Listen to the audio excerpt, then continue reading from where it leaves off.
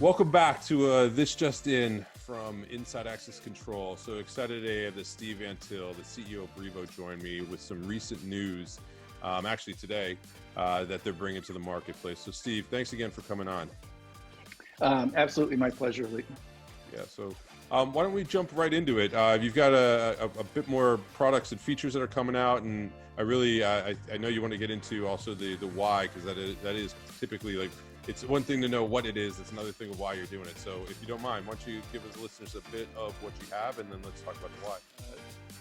We announced 4 new COVID-related features. The first one is called contact reporting, which is very close to contact tracing. But instead of going down a tree of contacts and supporting all of those activities, what it does is provide users the ability to very quickly find out whether an infected person was in the office at a given time and to notify all the other people who overlapped with that person in time and space.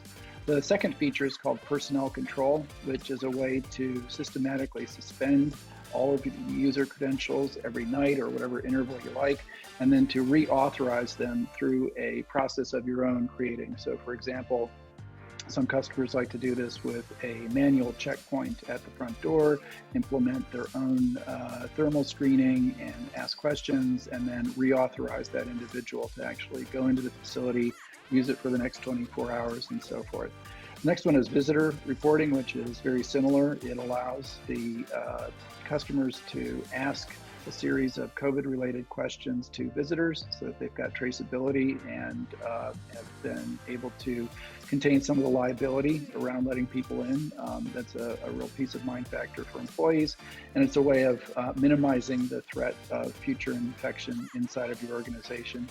And then finally, we have mobile self-screening, which is a slightly lower hurdle than the personnel control, and it allows employees or other regular users of a facility to self-assert that they meet the criteria for health screening on their own. So a little bit of a less labor-intensive way of doing that relies a little bit more on the integrity of the people coming in. Now, as for the why of it, we saw as soon as the first COVID lockdowns came out in the middle of March that this was going to change the way that facilities are used, and it was going to change the way that people used access control in particular. And so within a couple of weeks, we had a pretty good bead on these 4 features. We actually had dozens more that were in the list of brainstorming ideas. And we used one sprint, if you're familiar with the software language, to put all of these things in place because they built on existing features of the system, and have moved these out to customers actually several weeks ago, so that they could begin using these things both for interim operations during COVID lockdowns, as well as the bigger reopenings that everybody's anticipating. And what this says to me, or what this is a great example of, is that the reason for having access control is changing. The meaning of an access control system is changing from something that's just keeping unauthorized or bad people out, and now providing a positive effect on the workforce who's allowed in.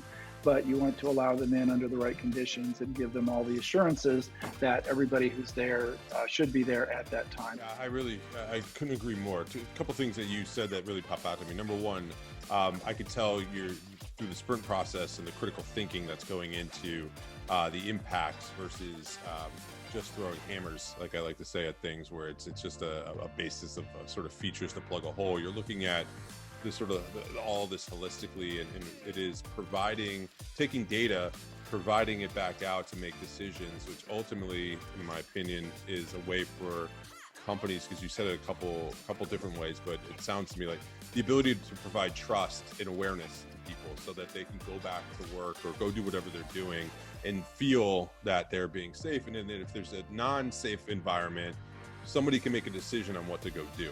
So I really, really like that. And I think you used a really important word there, Lee, which is trust. We're going through this, and of course we eat our own dog food at Brivo, but we're going through this as we're reopening our office and making our office available to people as a resource. We're not mandating people to go back, but we're allowing them to go back. And what each one of them needs to be able to do is to trust that we as their employer have seen to all of the precautions that are necessary. And obviously, access control and health checks is one of them. But then there's also the interior dimensions of pathways through the office, daily cleaning, air quality, and all those sorts of things. And so this is one component of trust. Employees need that, even if they've been working for you for a long time, because they need to understand that as new challenges arise, you're thinking about the new challenges and you're responding to them. You're not just saying business as usual. I like the idea of thinking of the office not in a mandatory sense, but as a sort of an extension of whether it's collaboration or a place where people can go and to be utilized to help them enhance work versus it being sort of it's like the place is the important part and the people are interchangeable. It's now more, it feels like it's flipping on that side, but then giving people a sense of comfort. And I've been calling it access care versus access control is another kitschy way of saying it. But that's ultimately, this is the T-bone sort of effect of health into what we're doing. So it's funny. It's no secret to the people that you and I work together.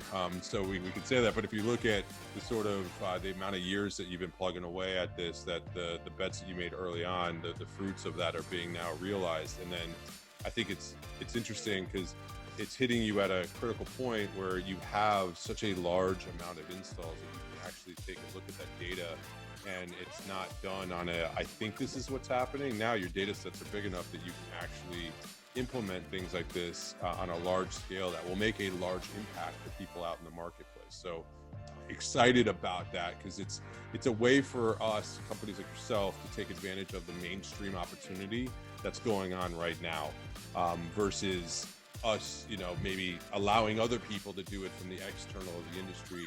You're right. You're right in the middle of it. So kudos to you and your team, and I really appreciate you taking the time to let us know about this through this medium. Absolutely, it's been my pleasure.